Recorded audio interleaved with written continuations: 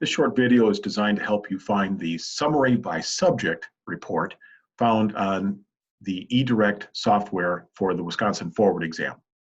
Let's take a look at where you would find it.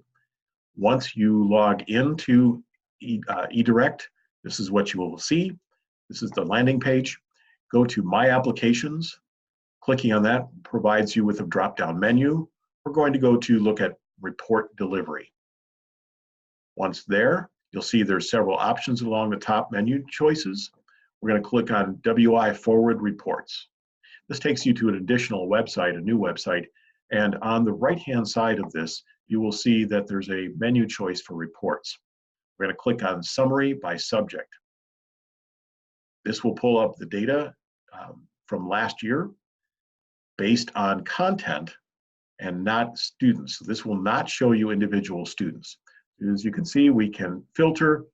We have lots of different options for filtering, and then it has graphs and tables for you to use as far as your research into the data is going. So that's how you find the summary by subject report.